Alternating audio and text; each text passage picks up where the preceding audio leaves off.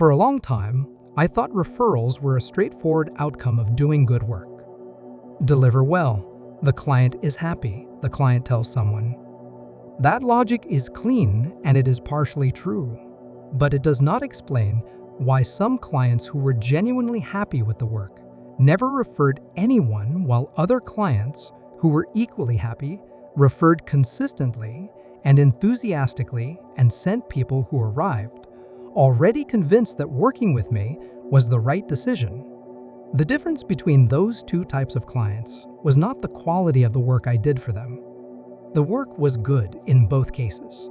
The difference was in the nature of the relationship that had developed over the course of the engagement and what that relationship had produced in terms of how they thought about me and what I was building.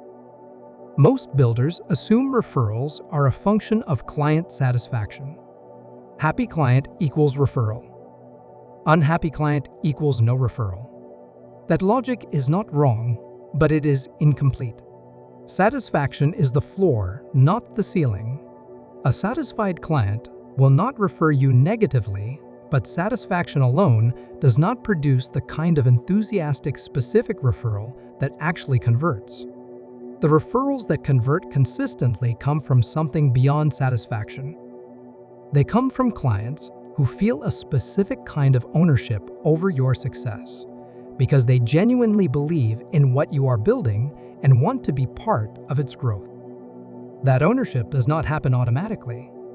It is created through the quality and nature of the relationship during the engagement, not through doing extra work or adding unrequested value.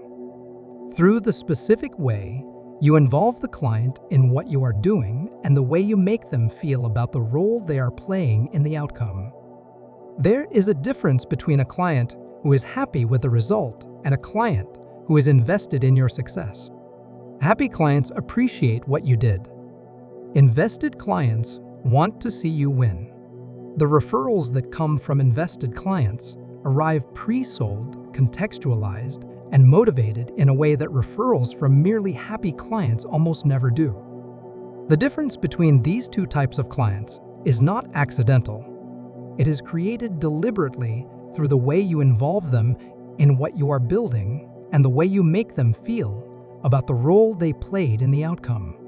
I started paying attention to what was different about the relationships that produced the most enthusiastic referrals. The pattern I noticed was consistent. In those relationships, there had been a moment, usually early in the engagement, where the client felt genuinely understood at a level that surprised them. Not just understood in the sense that I knew their brief, understood in the sense that I had articulated something about their situation that they had not been able to articulate themselves. That moment changed the nature of the relationship. It shifted from a transactional exchange to something more collaborative. And that collaborative quality was what eventually produced the referral. Referrals are not generated at the end of an engagement. They are generated throughout it.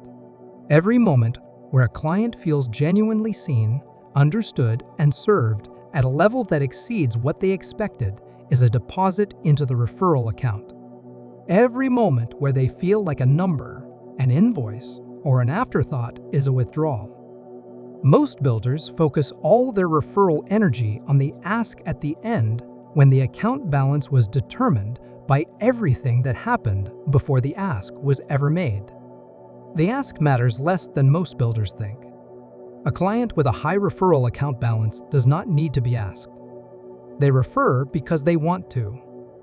Because referring you is an extension of their own good judgment in having worked with you. Because telling someone about you reflects well on them. The ask at the end is relevant only when the balance is high enough that the client is already looking for an opportunity to refer and just needs a nudge to act on it. If the balance is low, the ask produces nothing regardless of how skillfully it is made. Building a high referral account balance requires treating the referral as an outcome you are working toward from the first conversation rather than a request you make at the last one. It means being deliberate about the moments that create genuine connection, genuine understanding, and genuine investment in the outcome. It means communicating in a way that makes the client feel like a partner in the work rather than a recipient of it. It means sharing enough of your thinking and your process that they develop genuine appreciation for what goes into what you do rather than just experiencing the surface of the output. I also noticed that the clients who referred most consistently were the ones who had a clear and specific way to describe what I did. Not vague satisfaction, but a precise articulation of the problem I solved and the way I solved it. That precision almost always came from a conversation we had had at some point during the engagement where I had described my approach in a way that was specific enough and memorable enough that it stuck. The referral was only as strong as the language the client had available to describe the referral. And the language came from me. The clients who never referred were often equally satisfied but had no specific language. They could say the work was good. They could not say, here is the specific problem he solves, and here is why he is the right person to solve it for you. That specificity is the difference between a referral that arrives pre-sold and one that arrives with a vague recommendation that the recipient does not know what to do with.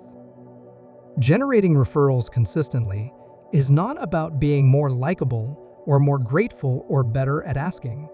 It is about building the kind of relationship during the engagement that makes referring feel natural, specific, and rewarding for the client. That is a deliberate process, and it starts on day one, not on the last day when the work is done and the invoice is sent. Next, we are going to look at something that most builders walk past in every client relationship without realizing what it is worth: the revenue you are leaving in every relationship.